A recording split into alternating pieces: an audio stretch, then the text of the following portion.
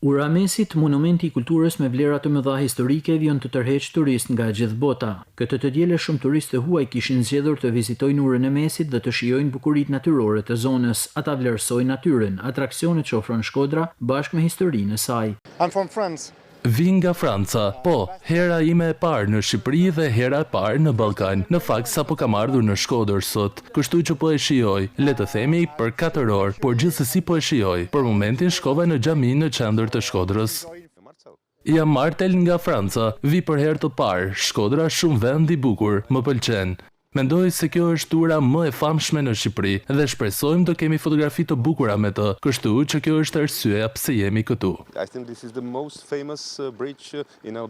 Shpesh turistët shfrytëzojnë vizitën për të mësuar më shumë rreth historisë së rajonit të Shkodrës, pasi ura është pjesë e rrugës së vjetër që lidhte Shkodrën me zonat e malësisë. Arkitektura dhe historia e saj e krijimit i u jep njerëzve dëshirën për të vizituar këtë vend, për të bërë foto fantastike dhe t'u sugjerojnë edhe miqve të tyre për ta vizituar.